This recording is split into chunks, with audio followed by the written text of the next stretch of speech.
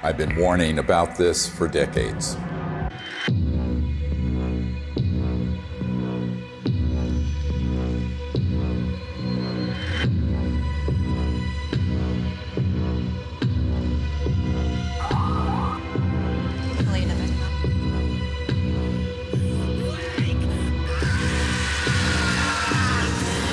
No, not that. This. Speaking of conspiracy theories that actually have truth at the bottom of them, the Corona Relief Bill the President signed last month contains a provision that hasn't gotten a lot of attention. It directs the Director of National Intelligence, in consultation with the Secretary of Defense and the heads of other agencies, to disclose what they know about UFOs within 180 days. So what are they going to tell us? I provided briefings for 4 presidents, foreign heads of state, generals, and a sitting CIA director who later betrayed me. I've seen lives destroyed. William Colby has been missing since April 27th. His canoe was found washed up on the banks of the Wicomico River. Friends murdered. Unthinkable evil unleashed on our planet. All to protect this illegal and immoral secrecy. And nothing I've seen scares me more than this unprecedented moment we are living through. We're in the final hour of an agenda that has been playing out for nearly a century. Centralized monopolies of power in government, the defense industry, and the corporate media are all converging on the same narrative that extraterrestrials are real, they're here, and they're a threat. Those are not weather balloons. Those are clearly autonomous aircraft of some kind that are, as you put it, swarming U.S. military craft. So these are there are 2 options. Under intelligent control.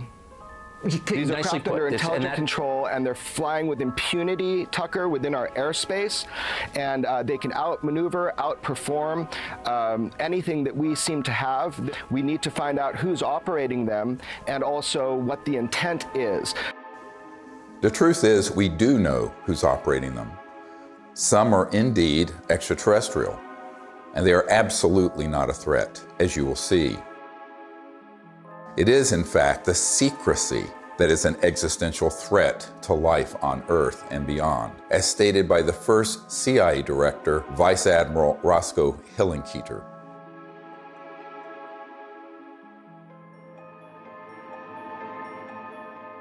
In 2020, I was asked to brief the President and Vice President on a situation that completely spiraled out of their control.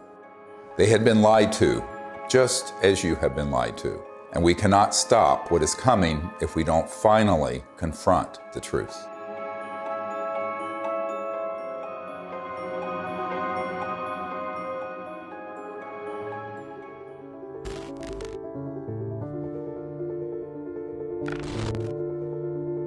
This may be one of the most important photographs ever taken. A dissection of an unknown humanoid from sometime in the 1920s.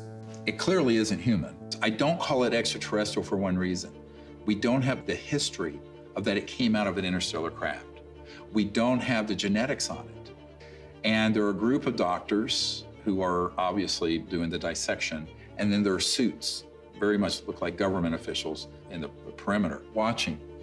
A woman called me up a few months ago whose mother was a seamstress on the atomic bomb project and built the covering for the bomb that was dropped on Hiroshima and Nagasaki.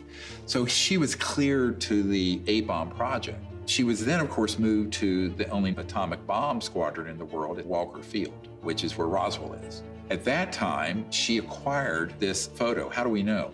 We tested the paper to establish that it was early 50s. And it's a photo of a photograph. And so we do a whole research project on it. We have it analyzed by the top medical archivist in the world, Dr. Burns in Manhattan, who establishes that it is the 1920s. We have the top clothing experts at the Metropolitan Museum of Art determined that those absolutely are from the 20s. So medically, clothing, everything. But if it is what we think it is, it means that there had been targeting and retrieval of extraterrestrial material and beings that are 20, 25 years before Roswell. And that opens another whole chapter. Now, the reason I think that's quite possible, I've had members of my team who've been in the vault and in the classified projects who have seen top secret files going back to the late 1800s and early 1900s dealing with ETs and ET craft and beings. So everyone thinks everything happened at Roswell. No, this goes back longer. Think about that. At least 100 years of UFO secrecy. Do you really think this guy, or this guy, or God forbid, this guy, really have a grip on this issue? Excuse me, I didn't mean to fart out of my mouth. They don't. This is why heads of state from around the world come to me, a retired medical doctor, to get the truth about this phenomenon. And sadly, they don't have the power to do much about it once they know the truth.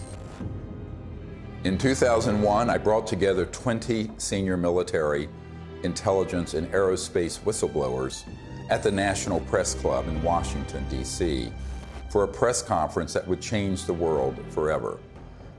The men and women who are on this stage and the some 350 additional military intelligence witnesses to the so-called UFO matter and extraterrestrial intelligence can prove and will prove that we are not alone. This marked the public debut of the Disclosure Project and the launch of the global disclosure movement to end UFO secrecy and disclose technologies that would end poverty, climate change, and the use of fossil fuels overnight and transform every aspect of life on Earth. One of the biggest bombshells at that 2001 press conference was the testimony of Carol Rosin, an aerospace executive who worked beside Wernher von Braun, the Nazi rocket scientist who came to America after World War II to work for NASA. Carol received his deathbed confession, a testimony so terrifying that we spent the last 20 years trying to warn about it. Now here was von Braun sitting at a desk when I first met him, explaining to me that he was told he only had 3 to 6 weeks to live, but that he was going to stay alive long enough to teach me what the real game is that's going on. And it started out when I was in the industry, the Russians were the threat. We had to build space-based weapons against the Russians. And then third world countries called nations of concern at that time. And then the asteroid threat, which I thought was kind of comical that we could just put weapons up there to shoot down or steer an asteroid. And then it leads to the last card. And then he would repeat to me over and over, and the last card, the last card, the last card would be the extraterrestrial threat. He explained to me that there was a moment when we were going to be told that the extraterrestrial beings, that their craft were a threat, and they were not. These craft that have come here are now not UFOs, they're identified flying objects, and we know that they have beings in them. And we have witnesses here who have told you that they can shut down our missile silos. They can stop a rocket going into space that's a test. We have witnesses here who have worked in the classified departments who have the courage to come forward here to support what Wernher von Braun told me back in 1974 to 77. At the end, I said, and it's all a lie. Well, it's still all a lie. The ultimate dream of the dialectical war machine, the military-industrial complex, is to have this war with a potential extraterrestrial civilization. It's their dream of all times. You know, you can roll into place all the kind of strictures of a national security state. You can spend literally trillions of dollars a year on massive military equipment, super high-tech equipment, et cetera. And so that it's logical that they would use that as an excuse. And we do know from repeated examples of it that the utilization of a false flag operation to initiate a war goes on over and over and over again. Our human family does that. The nation states do that. Hitler has done it. They dress up troops looking like some other neutral country they want to invade and have their own troops dress up like them and pretend they've assaulted somebody, and they rush in and attack that country. You know, it's gone on and on. Flashback to September 11, 2001. The world is in shock. The American people are paralyzed with fear and grief. Over the next few days, an unprecedented show of solidarity and patriotism. Americans fly their flag from every car and hang them outside their homes. They unify around an overwhelmed president, brought together as one by terror and loss. Few raised an eyebrow as constitutionally protected freedoms disappeared and the war drum beat loud and unopposed. The 9/11 attack set the stage for an invasion agenda that had been pre-planned for years, as General Wesley Clark revealed in a 2007 interview. He said, I just got this down from upstairs, meaning the Secretary of Defense's office today, and he said, this is a memo that describes how we're going to take out 7 countries in 5 years, starting with Iraq and then Syria, Lebanon, Libya, Somalia, Sudan, and finishing off Iran. I said, is it classified? He said, yes, sir. I said, well, don't show it to me. When Von Braun talked to me about this faked extraterrestrial, he called it a faked alien invasion that was being planned, I saw on a board a list of countries against whom we were going to build space-based weapons. I called Wesley Clark and he answered the phone. And I said, well, what is it about? And he said, well, I asked that question. What is it about? And the guy at the desk said, I don't know. I said, we're going to war with Iraq. Why? He said, I don't know. In its paper, published in 2000, Rebuilding America's Defenses, the neoconservative think tank Project for the New American Century asserted that only a, quote, new Pearl Harbor would generate the political will for the military and defense policy transformations the group desired. Indeed, these traumatizing events are always planned or hijacked in order to manipulate perception and manufacture consent for military action and the theft of our wealth and liberty. George W. Bush, Dick Cheney, and others had decided to go to war with Iraq long before Colin Powell gave that presentation. I feel like it was the lowest point in my professional and personal life that I had a hand in managing it. But we've come a long way since the 9/11 attacks. That same document that called for a new Pearl Harbor goes on to describe how we need to put weapons in space, and even predicts the creation of the Space Force. For a complete fascist takeover, the men behind the curtain will have to play their final card, a cosmic 9/11. This temptation to generate a false flag attack on the part of some extraterrestrial civilization, you even hear people like Ronald Reagan make reference to it.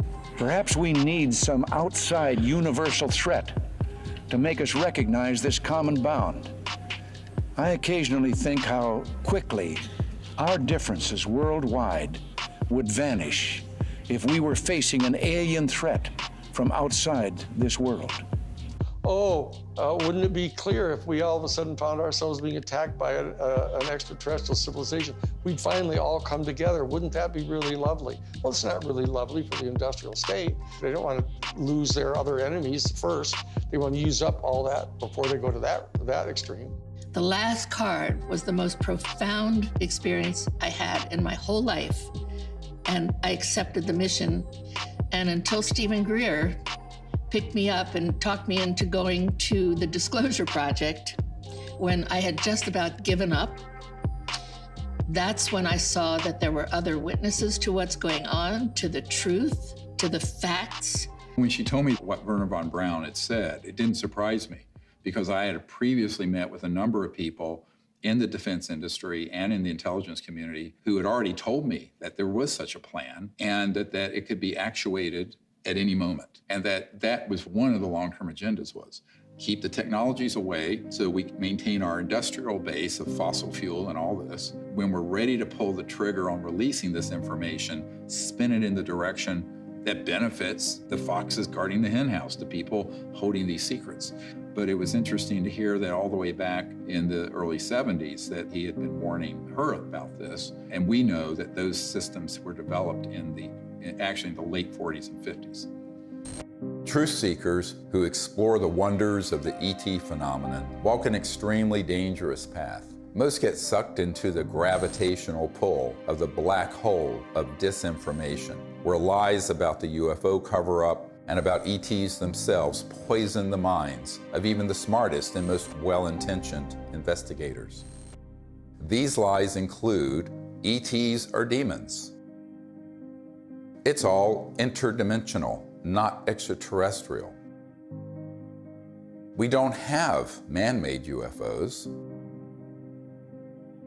Aliens are abducting people. And the worst one of all, aliens are a threat. Therefore, we need to build weapons in space.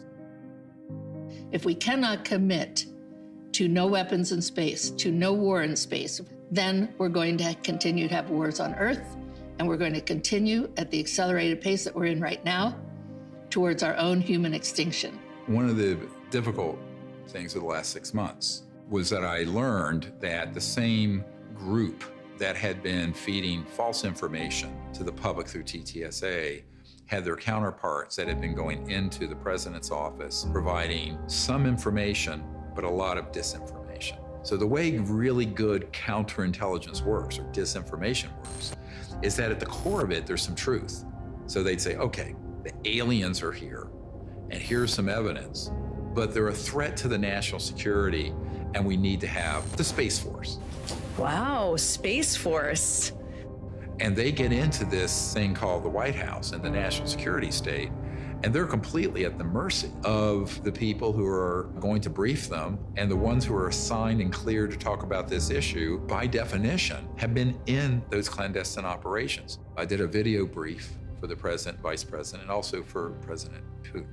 Now, the problem is, by the time I had good access, they had already been, unfortunately, quite brainwashed on this, had already taken policy steps that included Space Force creation and what have you, and then we were running up against the election. One thing is clear, is that the normal constitutional channels that you would think would be in control of that aren't. Presidents that aren't briefed in on this, heads of the Defense Intelligence Agency come in who aren't briefed, and I'm convinced they're not. From talking to them, it's clear they don't know what's going on there. So there's some other structure. I happen to be persuaded by the evidence that immediately after Roswell, when they recovered a craft and bodies from the UFO vehicle, that the Truman administration set up a body that was outside of the normal constitutional framework of our United States government. And it was made up of major elite people that they view as the real power elite.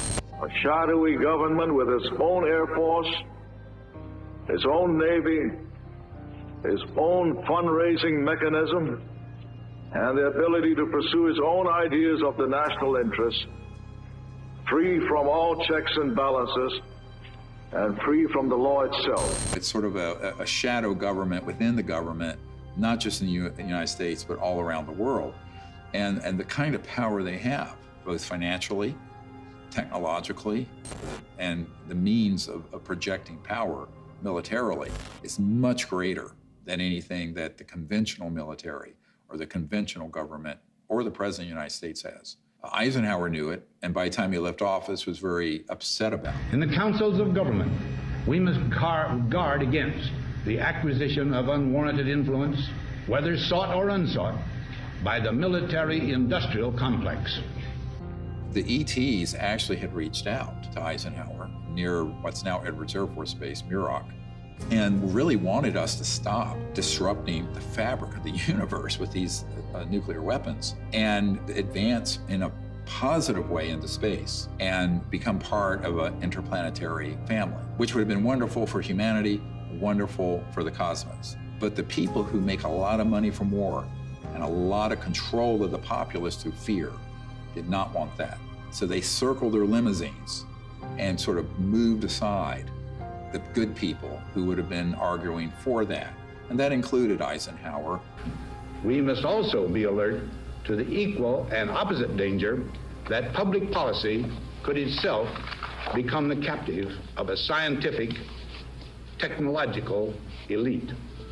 The fascist element that is owning most of the stock in the major corporations, especially the oil corporations and the natural gas corporations and the pharmaceutical industry, the railroads, the shipping lines. Virtually all these people are fascists, all during the robber baron era. That's what they did. They laid claim to those areas of our American economy, and they've never relinquished them. Those families and those interests became the foundation of the post-World War II military and intelligence and industrialists. They knew that after we had detonated the atomic bomb, there were ET craft seen all over, wherever we were doing experimentation or storage or launches or anything, or even research and development. The ETs were very concerned about that for reasons we'll get into. So the military-industrial complex, as Eisenhower called it, became very powerful and developed clandestine, covert, unacknowledged special access projects that eventually moved the president out of the way and pushed Eisenhower outside the inner circle. I tell people that that was the era when the presidency was decapitated.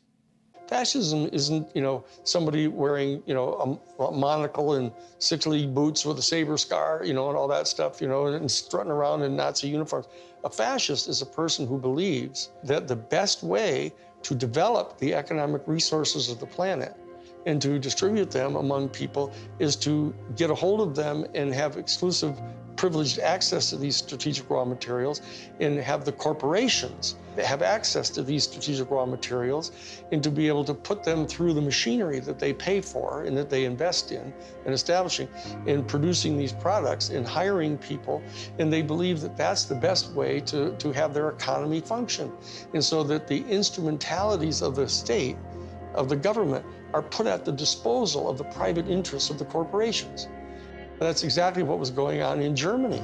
The Krupps and the ball bearing factories and the IG Farben corporations, all those big, huge corporations in Germany, they were all privately owned.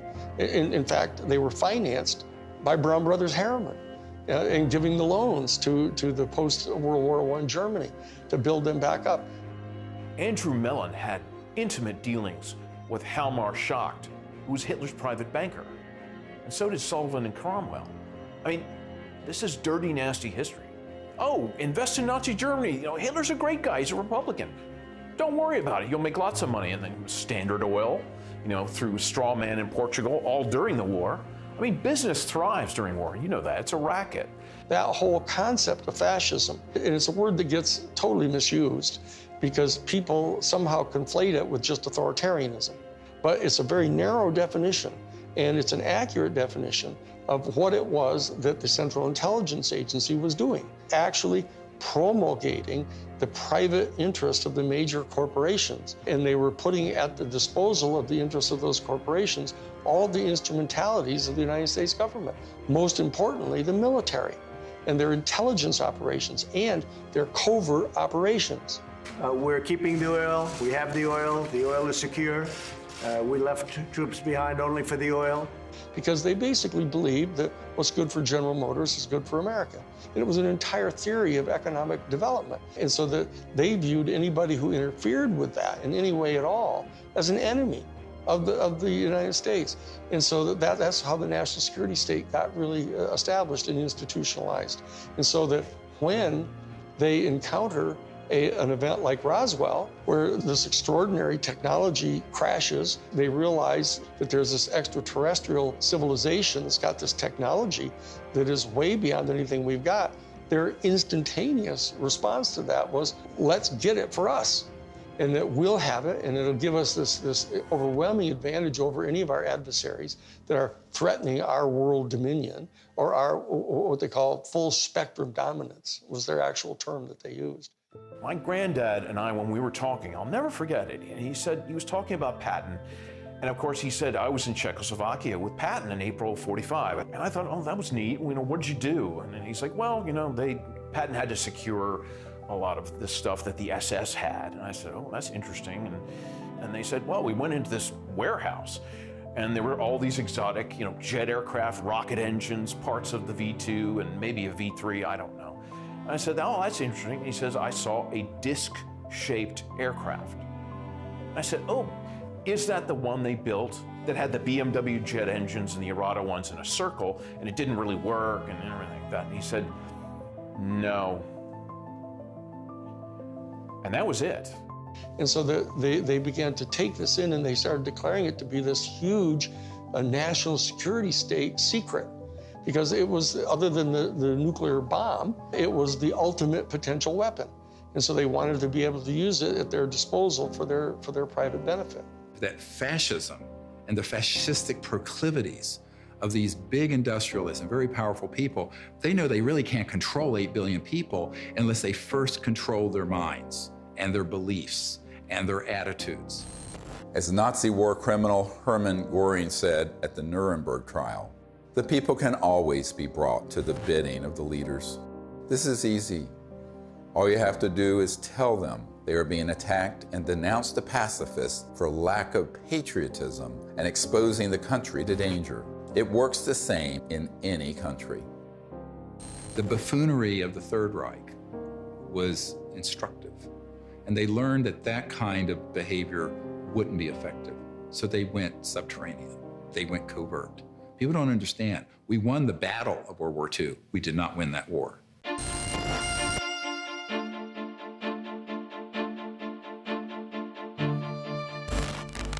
My name is Paula Harris. I'm an international investigative journalist in the area of UFOs. I've been working in this field since 1979. When I was living in Italy, I was reading in a journal that two little boys, they called them Indian boys, had been present at a crash near Socorro, New Mexico.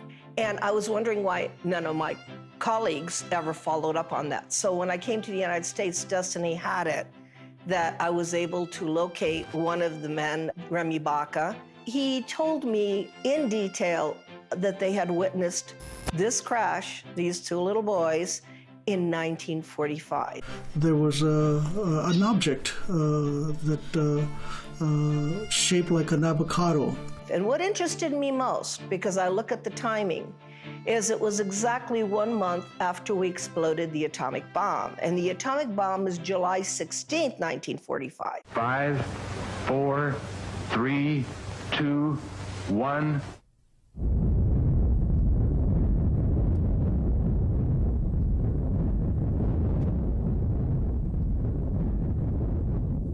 And they actually went up to the crash site and saw 3 beings. They were tall and thin, they had long arms. They had said they looked like a standing fire ants. One of the witnesses said he thought they were hurt because they were screaming, and the witness was 9 years old, so he wanted to go in and help them. I had these feelings that were being projected from them to me through my mind. I could feel what they were feeling, pain, anxiety. They were far away from home. They were lost. They were hurt. And I could feel that. And I could see all kinds of pictures in my mind that to this day I have not been able to figure out what they were. So why it's important is we have 2 witnesses. It happened August 16th, 1945. And from that area, about 13 miles away, we had exploded the atomic bomb. So I thought, well, let me go there. And for 5 years, I investigated this case and realized that whatever happened 1 month later was a statement to the planet. It was a statement about our going into the nuclear age. And it was a statement that meant, wake up, because whatever you guys did 1 month before is going to affect you for the rest of the planetary life. Assuming that they've always been there, but what caused this great interest in us, this large incursion after 47? Obviously, yes, the atom bomb. If you accept the multidimensional theory, it's highly likely that we've done a hell of a lot of damage. In somebody else's world, they might have even done more damage there than we did here. We kicked the hornet's nest because we actually were doing more damage in those other dimensions and worlds than we were doing here. Step in the shoes of a generic extraterrestrial who's tied into a civilization that's interstellar capable. And you are observing that in one person's lifespan, 100 years or so, we're going from guns and maybe cannons and a machine gun in World War I to thermonuclear weapons, then into the space age. Then these clandestine and covert unacknowledged projects develop weapon systems based on studying extraterrestrial systems, and then beginning to put them on satellites, on aircraft, and on ships, and on land-based systems. So the ETs are sitting back and looking at this in its aggregate, and now we're decades into the solutions for poverty in the environment, decades into the ability to have a new economy that would be just, and also would be a space economy. We could be out in space peacefully. We're decades to when we should have ended the war to end all wars was supposed to be World War I. What have we done? One war after another. Now they want to launch the big one, this final card that Wernher von Braun spoke of, interplanetary war, by hoaxing an alien threat. So these civilizations are really quite appalled, frankly. And at the same time, we're using weapons like atomic and nuclear that disrupt the fabric of the universe, and their worlds are affected. We knew the world would not be the same. Few people laughed. Few people cried. Most people were silent. I remembered the line from the Hindu scripture, the Bhagavad Gita. Now I am become death, the destroyer of worlds. I suppose we all thought that, one way or another. I am death, the destroyer of worlds, plural. Worlds, plurals, not just this planet. So it got to me that Oppenheimer knew right well that they were having UFO visitations, that someone was interested, and I had in my possession already the MJ-12 documents that are on Ryan Wood's website. A letter from Robert Oppenheimer and Einstein, addressed to President Truman. It's called Relationships with Celestial Within Our Bodies. When you say relationships with celestial bodies, and you are calling whoever was over that area cultures, you're not really talking about any kind of hostility. What you're talking about is more integration. So that whole document said, what do we do with this problem? Do we communicate with them and treat them like they're another country? And if so, the United Nations is not capable of handling this. In the document, it says we need to create a supra-United Nations. These are the words of Einstein and Oppenheimer. Who can deal with this problem? The ETs have done a number of things when we go too far, where they stop it. Now, they don't do anything hostile or violent back. They've made it quite clear through very explicit events where the ETs do not want humans going out there with guns blazing. A couple of nuclear weapons sent into space were destroyed by the extraterrestrials. The one incident, for example, was they actually photographed the UFO following the missile as it climbed into space and shining a beam on it, which neutralized the missile. And that is their major concern, is to preserve the integrity of the Earth, because it affects their own system. The very end of the 70s and the early 80s, we attempted to put a nuclear weapon on the moon and explode it for scientific measurements and other things, which was not acceptable to the extraterrestrials. And what happened? They destroyed the weapon before it got to the moon. The idea of any explosion in space by any Earth government was not acceptable to the extraterrestrials, and that has been demonstrated over and over. And what's the consequence? How is that demonstrated? By the destruction of any nuclear weapons sent into space. If they were hostile, they would have just eliminated all that testing. They don't. I find out that is not the way they operate. They warn. They say, what the heck are you doing to your beautiful planet? And you have a choice. We have a choice. We can listen, or we can let it happen. If people are watching the media right now, they're not hearing about the peaceful extraterrestrial craft. What they're seeing are released, supposedly leaked documents, leaked videos, much of which is not even true. They're not real. It's faked right there. And it's being presented in a format that is to cause fear, to make us see the crafts and the beings as enemies. There's no question whatsoever that the elite that are in charge of the national security state infrastructure, both the official infrastructure and the unofficial infrastructure, are in fact not only fascistic in their economic vision, but they're racist. So I'm telling you, when you see the documentation that goes on inside the Third Reich, in the courses that they were teaching at the thing called the Ordensbergen.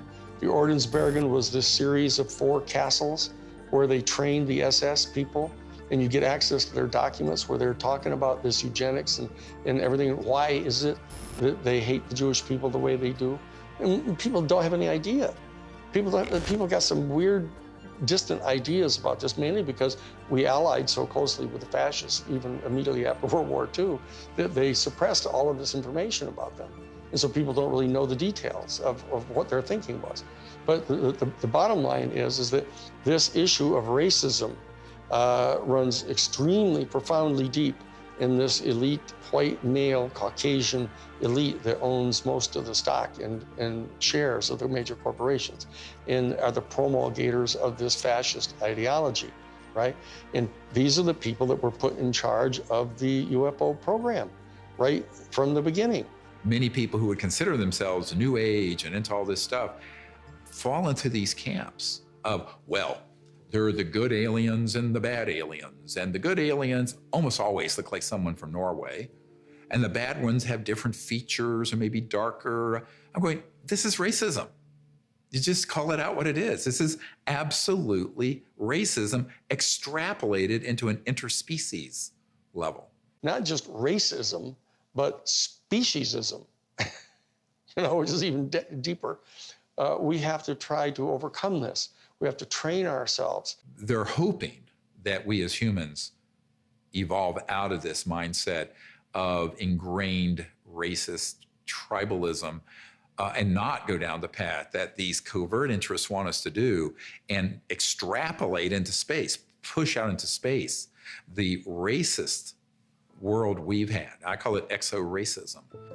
Justification for war or genocide always begins with dehumanization of the enemy. For example, as part of their anti-Semitic propaganda campaign, the Nazis revived the centuries-old blood libel, the allegation that Jews murder non-Jews, especially Christian children, in order to obtain blood for the Passover or other rituals, in order to lay the foundation for a false flag alien threat. The national security state has engaged in a similar propaganda campaign for decades, a cosmic blood libel. The national security state apparatus and their media allies have been flogging that particular theory that these extraterrestrial civilizations are all here to eat us or to take over our planet and rape our women. There's a whole scenario that's always gone on the part of authoritarian warrior states. About the ultimate other, the Hun. 95% of all of the movies that have ever been made about extraterrestrial life have portrayed them as hostile and dangerous to us, and it sells in that way. I don't know why people watch those movies. But on the other hand, I don't know why people watch cage fighting either. When Unacknowledged went viral and got hundreds of millions of people to see it, within months, they stood up the TTSA with Luis Elizondo, who is a famous disinformation operative in the Pentagon, at least amongst intelligence officials that I've met with, and others who are well-known disinformation figures within the UFO subject. That began the whole process of trying to pull the narrative back to, gee, we don't know what these are, but here's the evidence that we're, quote, leaking, which wasn't a leak, it was a controlled release. And then they hit the button, so the mainstream media that will take dictation from the intelligence community begins to cover it in the New York Times and CNN and every network around the world. Whereas the Disclosure Project has 100 times more direct military witnesses and better evidence. And they wouldn't touch it because it doesn't have the threat narrative attached. It doesn't have the agenda attached. The UFO threat is being exposed by this former Defense Department official. There are unidentified vehicles violating U.S. airspace with unknown intentions and extraordinary capabilities being encountered by U.S. military personnel. We don't know where they're from. Chris Mellon, descendant of one of America's most influential families, oversaw the budgets for some of the military's most top-secret weapons programs. I think there's a reason they picked a Mellon. This is a tradition in our family. You know, as you said, the Mellons were the first family of intelligence that will go along with, you know, we need to do this for the good of the country. You know, yes, you gotta lie and do whatever you have to do, but, you know, this is what we need to do. And they'll just do it. I mean, I'm not gonna, you know, stay silent when members of my family lie to the American people. I won't do that. It's one thing for my dad, you know, in the old days, to get up there and do some mild fibs about, you know, highways. This is not. You're messing around with the survival capability of the human race. Correct. I mean, that's not an overstatement. Right. This is deadly serious. It's not funny. I know from direct conversations with Lou and with Chris that they know that the major military authorities with whom they've had very close communications realize that if, in fact, the extraterrestrials were hostile in their intent toward us, they could have done anything they want to do. They can come and go at their pleasure. And so that in that regard, they do not constitute a clear and present danger to our national security. But they also know that they're in the habit of getting their funding for all of their entire organizations, et cetera, by flogging a threat. And so that they're inclined to do that because the simple fact is they don't trust the people in Congress. They think the people in Congress are so Pavlovian in that they, in fact, distrust their constituency so much that they have to scare them. And so they say, well, if we're going to be able to justify having hearings about the UFO issue, we're going to have to tell our people that, you know, oh, they're a potential threat to us. And so therefore, they're conning their own constituents. And then they are getting conned by the military-industrial complex because they don't trust them either. And this is a question of integrity. That as long as people are not trusting each other and they're conning each other, you know, this is dangerous. This is how wars start. This is how people lose control of the narrative of what's going on here. Those of us in the CE5 community, et cetera, need to establish some kind of level of discourse with Lou Elizondo and with Chris Mellon. All they have to do is know that we're obviously sophisticated enough to know that what they're saying publicly, they know isn't true. We have to be able to establish diplomatic relations with our own people if we're going to establish diplomatic relations with an entire extraterrestrial civilization. And so that we can't just degenerate into the same kind of low consciousness bullshit, you know, that we're afraid of. The facts about UFOs are so much stranger than the lies that you discredit yourself simply by telling the truth, especially when it comes to so-called alien abductions. Perhaps the most devastating aspect of the cosmic blood libel is the hoaxing of alien abductions by humans in order to create a culture of fear towards extraterrestrials. Dozens of insiders have confessed this secret to me, but it wasn't until 2016 that I was able to get one of them to say so on camera. We did do that, yes. OSI did that. There was a special group out of the 7602nd Air Intel Wing at Fort Belvoir that came out and did that. They had these people that had maybe some sort of defects, anatomical defects that were brought in to fool people into thinking they're aliens. Yeah, I can't give you any specifics because it's still, the program is still classified, and they're probably still doing it. I wouldn't doubt it. They were still doing it. These civilians got onto the base and got into something, and they saw something they weren't supposed to see, and this group came out and went into their home and scared the dickens out of them and staged an alien event. Exactly. We have these technologies. They are being used in false flag operations where they hoax events. And the purpose for all of that is a sort of psychological warfare, as it says in the CIA document I have. The director of the CIA saying the UFO subject is very valuable for its psychological warfare potential. And that is a very interesting thing to be written in 1953, right? And what does that really mean? Well, it means that the long-term defense strategy from the late 40s and 50s forward was informed by eventually using this last card to consolidate sort of a global, totalitarian military control of the population. Could it be manipulated purposely by people who have the technology to simulate UFO sightings? And people say, well, of course not. Who would do a thing like that? Well, I would remind you that during the Watergate investigation, it was discovered that there was a plan originated in the White House to surface a submarine off the coast of Cuba and paint the second coming of Christ over the island of Cuba using holograms. Which is well within our technology today. The idea was that since there is a large Catholic population in Cuba, they would be so upset by this vision that this would saturate the communication channels, the telephone system in Cuba, long enough for an invasion to take place.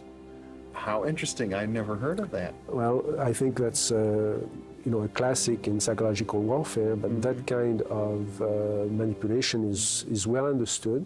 And I have personally investigated several apparently genuine UFO cases where there was, in fact, manipulation. My conclusion, the conclusion of scientists working with me, was that there was, in fact, a manipulation taking place and that it was not a hoax on the part of the witnesses, but a hoax on the part of somebody much better organized than them. In Vallee's book, Forbidden Science 4, he describes a smoking gun document that confirms what Doty said. In an entry dated Thursday, 26th of March, 1992, Vallee writes, "I have secured a document confirming that the CIA simulated UFO abductions in Latin America as psychological warfare experiments. We reached out to Dr. Vallee and asked him if we could publish the document in this film. He refused and tried to blame the producers of this film for his decision to not release it. Unfortunately, others in the UFO research community have similar evidence of this cosmic false flag, but are afraid to come forward publicly. This lack of courage or integrity, or both, is precisely why the secrecy persists." I also asked Richard Doty about the last card scenario, using the military lingo for false flag, deceptive INW, which stands for Deceptive Indications and Warnings. Have you been exposed, or did you come across in your career and your network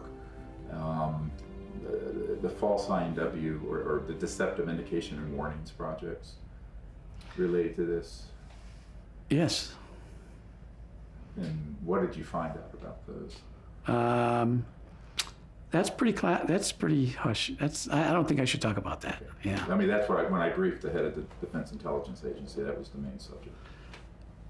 That is, yeah, that's very sensitive. Yeah, it's very sensitive. Yeah. Extremely. Yeah. So we'll just pass that question on.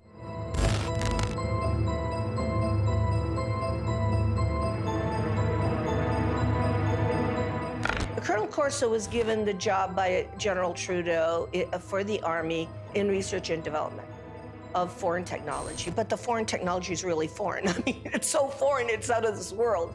And he explained to me that he had something called the nut file, of which he had fiber optics, high tenacity fibers. He named the things physically that he had there. He knew they came from extraterrestrial crashes or extraterrestrial materials they had recovered. And it was his job to take them to big companies to be back engineered. Now, in Colonel Corso's time, it was 1960, but this had been done way before 1960. These were extraterrestrial artifacts that had to go into industry. So for the first time in my naive years of research, I realized why the secret was secret. I always thought it was about, everybody would panic, then the religions would fall, and I had no idea this was going on. And ever since my association with Colonel Philip Corso, I realized what this is about. What this is about is the toys, the artifacts. And it's really about the industry. It is not about whether people would be scared or whatever. I think that the younger population and people that have studied this know that there is no danger. I mean, if they're not going to bomb you during the time you're doing the H-bomb tests in the Pacific, I don't think they're going to decide to come out of nowhere and bomb everybody or to have an invasion. There are too many times where we could have had an intervention that was hostile, and we never have, and we're the enemy. Hey, John, happy birthday. There's no way that I can, sugarcoat this. I was talking to a gentleman about the UAP report, and he contends the Pentagon has alien bodies and crafts. So I just wanted to run this past you. Does DOD have these things, and if so, where? Jeff, the UAP task force is really designed to take a look at these unexplained aerial phenomena, try to help us get a better understanding of them. Again, I'm not going to get ahead of the report that the DNI will submit, that we are helping, obviously, and providing input to, and I think I'll just leave it at that, Jeff.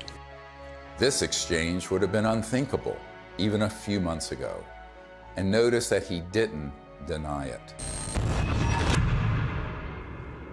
There are three major lies of the current false flag disclosure of UFOs in the media. Number one, we do not know what UFOs are. Lie. Number two, the U.S. military does not have any aircraft that can perform in the way these UFOs maneuver. Lie. Number three, they are a threat to national security. Lie. The only threat to national security and world peace is the unacknowledged projects using man-made UFOs and other technologies to hoax alien events, period. And yet, we are inundated with messages about the threat to national security posed by UFOs. We take all incursions into our operating spaces seriously. So, I mean, like everybody else here at the Defense Department, certainly we are taking the entire matter seriously as it regarding the potential for safety concerns. One of the most brilliantly subtle disinformation techniques currently being deployed against the people of Earth is this air of phony agnosticism that has been generated surrounding this issue. Do you believe that they sincerely don't know what these things are and where they don't? We have the best military on planet Earth, the greatest intelligence agencies. These are true unknowns, and they were swarming our military arsenals. They're seen over nuclear facilities. This is documented. We need to find out who is operating these vehicles. There's a certain studied agnosticism that the media is allowing to come out through these ufologists. For example, Nick Pope.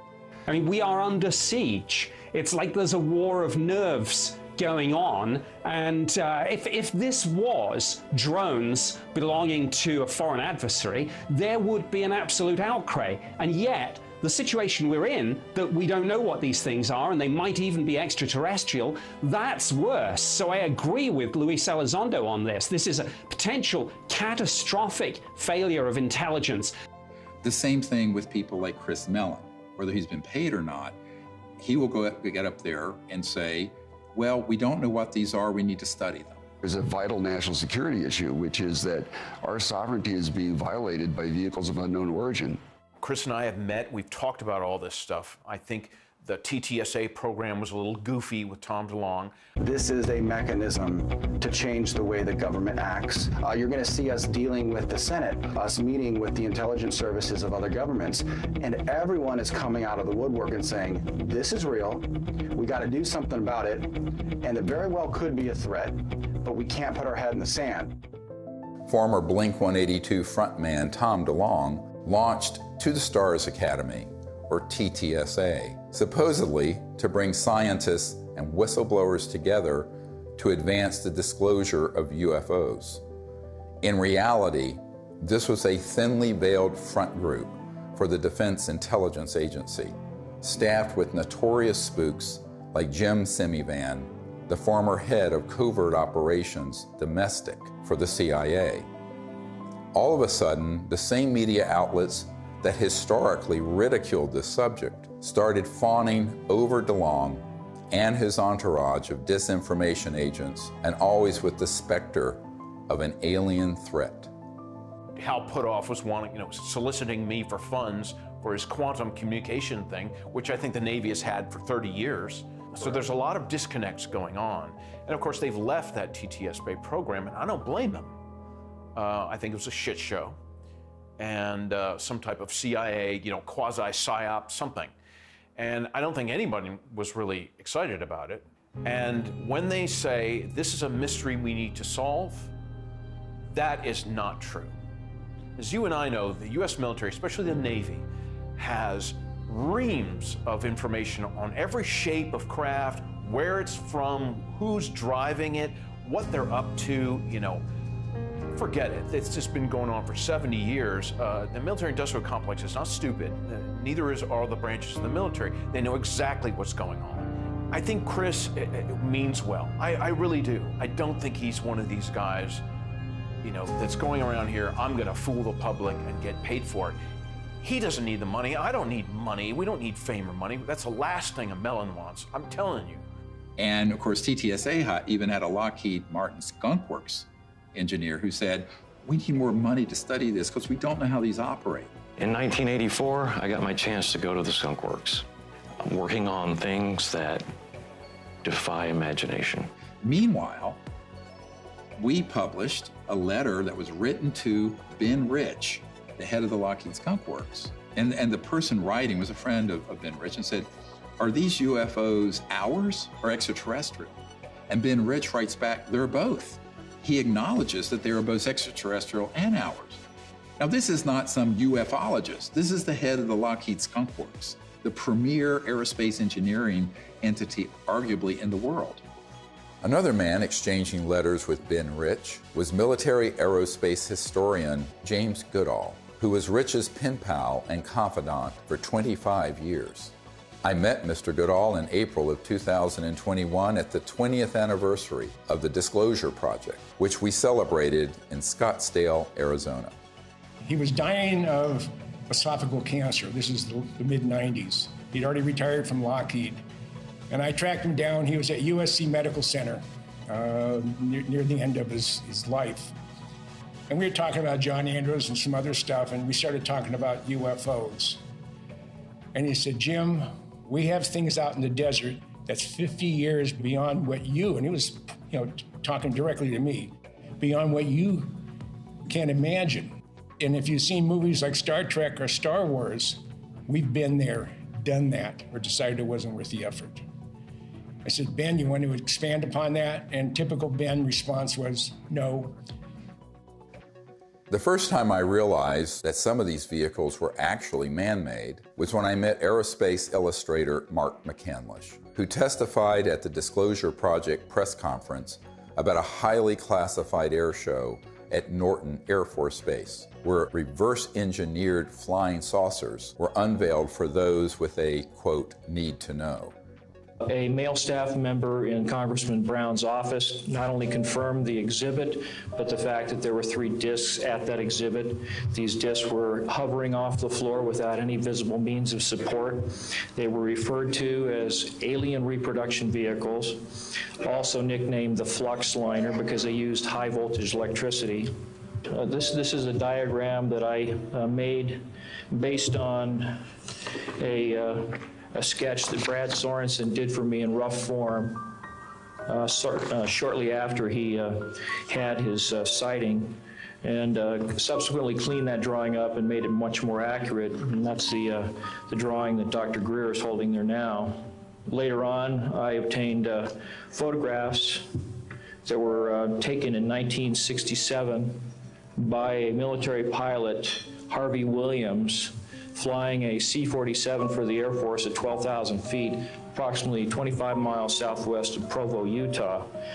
This particular vehicle matches the so-called ARV in all proportions and respects in terms of the detail of the shape of the craft.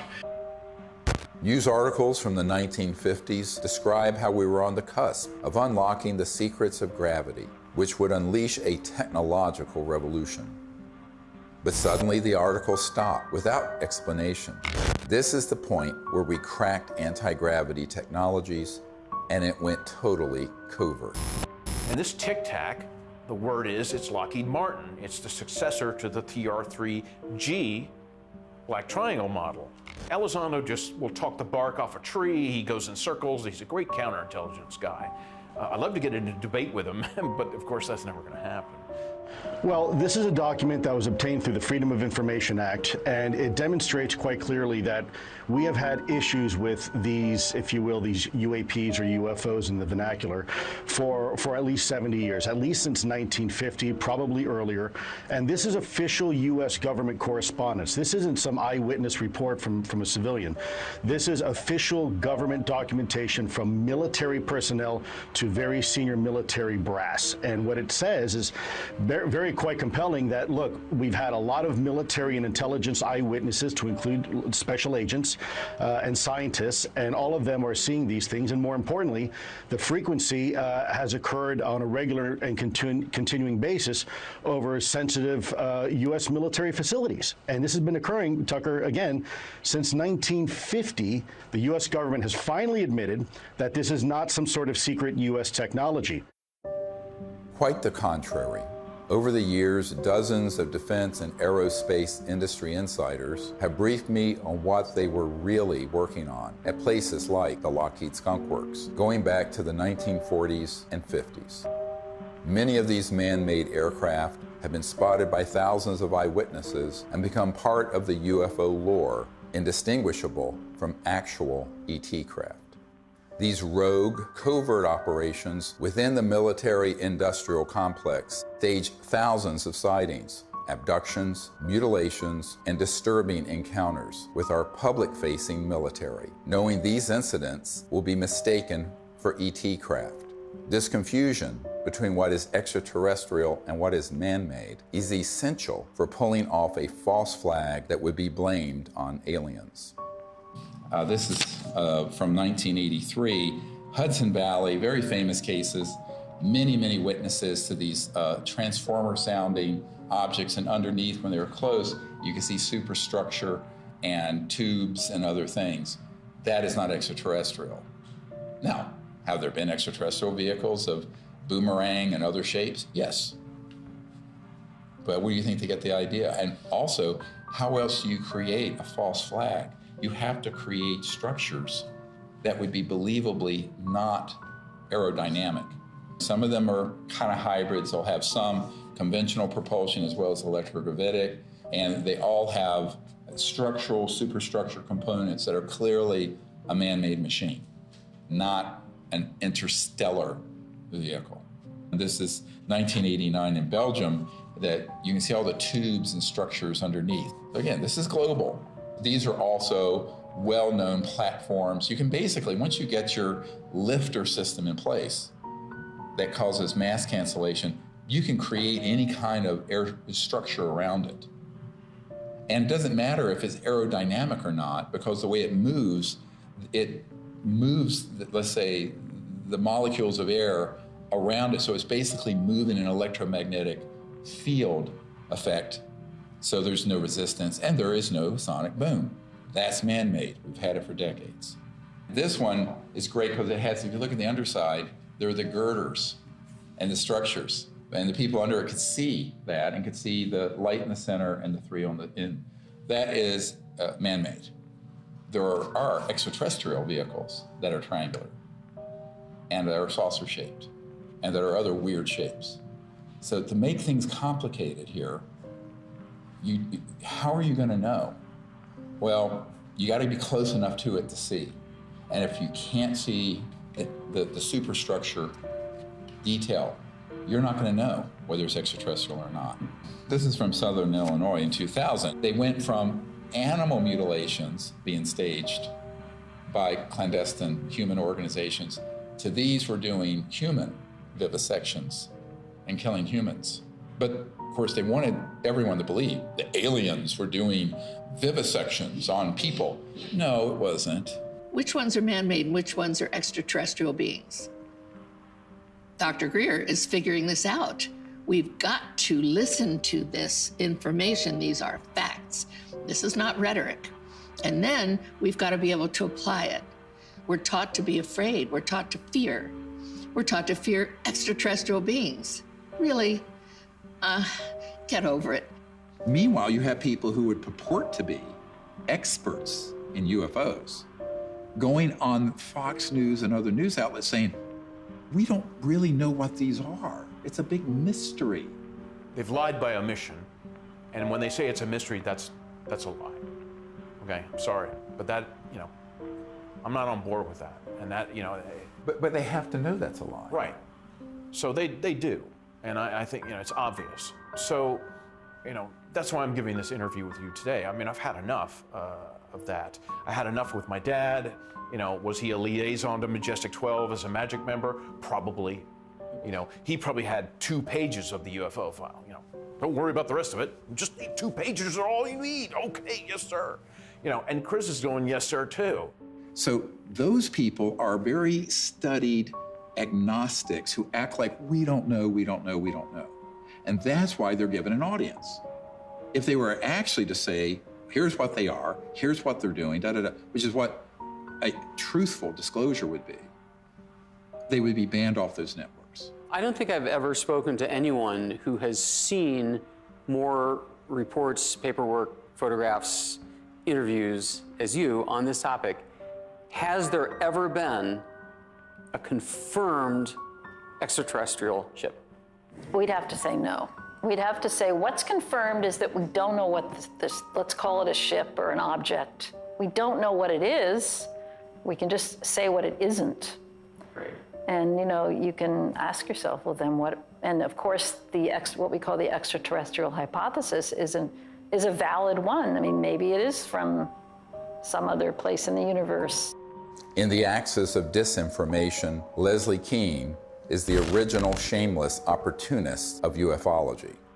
Over 2 decades ago, Leslie embedded herself in the planning and execution of the Disclosure Project and then betrayed our trust by hijacking our top secret witnesses and case studies and repackaging them. Most people don't realize that on the day of the Disclosure Project press conference, intelligence agencies jammed our signal leaving the National Press Club building for the first hour. Leslie was there and she knew that we had revealed too much. She adopted this fake agnosticism so that every door to mainstream media outlets would be open for her. Anything that can operate in impunity within our airspace, within restricted airspace, that can have near misses with our Navy pilots, it has to be considered a potential threat. Anything that's in the skies that we don't know what, we don't know what it is, and it's demonstrating incredible capabilities. The only way the Department of Defense is going to deal with it is to see it as a potential threat. Anything that enters an airspace that's not supposed to be there is a threat. After receiving classified briefings on UAPs, Senator Marco Rubio called for a detailed analysis. This past December, while he was still head of the Intelligence Committee, he he asked the Director of National Intelligence and the Pentagon to present Congress an unclassified report by next month. We've gone this way before. There have been many initiatives. Gerald Ford, when he was congressman, held hearings, went nowhere. The whole window dressing of Project Blue Book, and then that was just really a publicity stunt by the Air Force. And most recently, the $22 million that the Pentagon spent on this Bigelow aerospace study. I had a Zoom meeting this summer with General Herbert, the chief advisor to Senator Harry Reid, and they authorized this funding. After spending $110 million, maybe more than that, because it was a 6-year-long program, where's the beef? What's the results? That money went to Robert Bigelow, who was in Nevada. And he's a buddy of Harry Reid's, right? Right, who was chair of that committee. UFO proponent, exactly. Thinks they've definitely come here many times. Right, so, you've spent $100+ million gathering information, and what did you do with it, outside of, collecting a couple of videos? The people in that circle around Mr. Bigelow and Bigelow Aerospace were all operatives of these unacknowledged special access projects. They made sure that those $22 million were the equivalent of opening a toilet lid, putting the money in and flushing it. And so what General Herbert said to me is that even in the meetings in the Senate classified SCIF, Secure Communication Information Facility in the Senate, all they got was like a 40,000-foot view. He was an Army pilot. And no detail, no nothing. And I said, yes, that is what was done, and was done on purpose. And so there was a pretty sizable budget for this program. What did they find? Well, I mean, basically what they did with that budget is a lot of different research to try to document what was going on, to try to understand the physics behind how the objects, move around, and then to just keep records of what they were observing. But they haven't been able to find what they are, where they're from, or anything like that. And I said, do you feel they were holding back? He says, oh yeah, a lot. And we were very angry about it. Ultimately, the reason that $22 million grant wasn't renewed is that he and others realized they were being zoomed. They were being deceived and getting nothing out of it. It remains to be seen if they get anything out of this mandatory Director of National Intelligence and Office of Naval Intelligence report that's going to go to the Congress. I think that the more information that's in it, it could be even more dangerous than nothing, because I think they will cherry pick cases that they will spin as evidence of a national security threat. And that's what's been ramping up in the media. So my concern is we need to get ahead of that curve and release to the public this information with the evidence and everything we're presenting, so that people at least ask the critical question: is that report full and accurate? And is it even the truth? I think we need a lot of skepticism. If it's coming out of the US government or any other government and the mainstream media, until proven otherwise, it is cherry-picked information and someone has an agenda because they've hit the button, the go button with the mainstream media to cover it in a very specific way that does not redound to the benefit of the human race. Von Braun gave me the idea that we should have a bill in the Congress and it should have a matching treaty.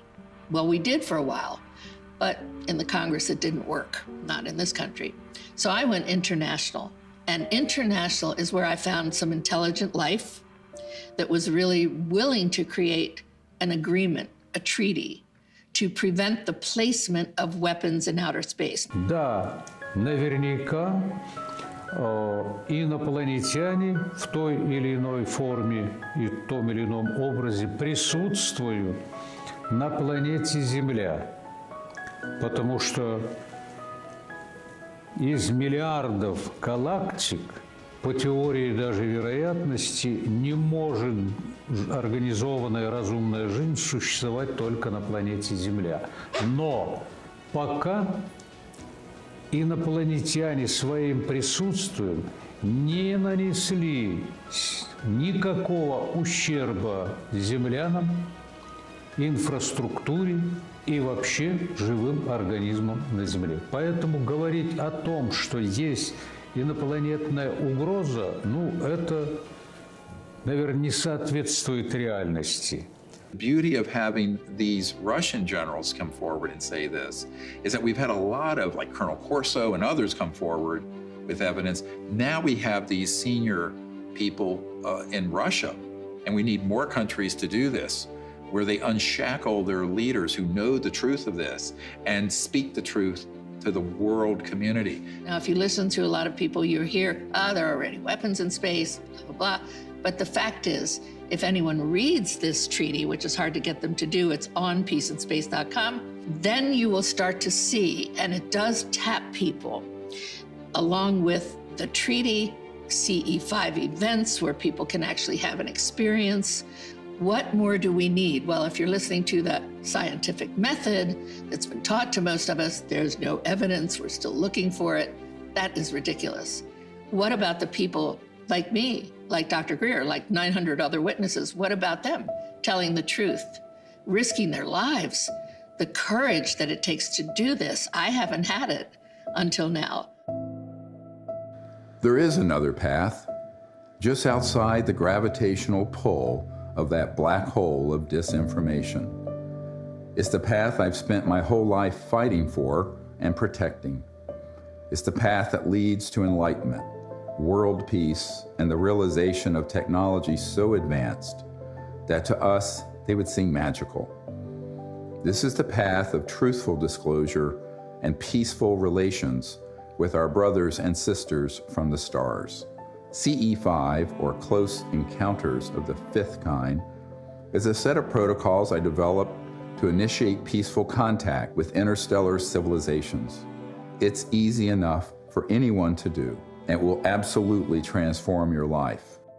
Millions of people are learning how to do CE5 by connecting with local CE5 groups or by downloading guided meditations in the CE5 Contact app. Doing that in the context of meriting citizenship in a galactic civilization is a very meaningful meme. To say, look, we need to work on ourselves. We need to elevate our consciousness. We need to hearken to the higher angels of our own nature, etc. That's all a dynamic that we do have control over. That's why I think the CE5 thing is so important, because that's the best way to get data, not to be speculating, from our own political ideology about what they might be like. We really have to have direct communication with these beings. The more, the better. That dual role of elevating our own consciousness and rising to the highest levels of the angels of our own human nature on the one hand, and reaching out to establish communion and contact with the extraterrestrial beings themselves are the two pathways that we have. And in dealing with the national security state, we just have to take whatever steps we can in the legislative realm to impose treaties to keep us from doing things like militarizing space and developing space weapons and all that kind of stuff. That's another third leg of this stool that we have to really do to exercise whatever kind of control we can have over the political realm. And that, I think, is the only way we're going to have not just world peace. World peace should have happened at the end of World War I. We have to have universal peace. At this point, world peace is too late. We're already in an interstellar moment. We're already in a cosmic time. So we have to have universal peace. And universal peace comes from both our external policies and behaviors and from within, the great peace within, the state of universal consciousness. As we wrap up this film, we are seeing the threat narrative intensify by the day. Language like, "We need to stop trying to contact aliens," seems to confirm my long-held suspicion that CE5 would be blamed for a staged alien attack. Do not believe this lie. This isn't entertainment. This is our survival. I saw that Dr. Greer would never stop doing this until he took his last breath, and that he needed help with this. This is not about us. It's not about fame, fortune, money. There's no money anyway in all this. It's about finding a group of people that have the same vision, but the most beautiful vision he has. And I've attended so many CE5s, is that he has found a way, a non-hostile way, to communicate with who's ever out there, because whoever's out there is depending on him to change this situation. So that, for me, is the most important. The CE5 protocols that everybody can do is going to make a darn difference. So for me, the Disclosure Project is a miracle. And it hasn't been easy. It has not been easy. Can I give you a hug? I love you. You just keep going. We're here. You just keep going, okay? I'll never leave you, so you just keep going. Do what you do. And do what you do the best, because if we don't do it, nobody's gonna do it. Do you understand that? Okay.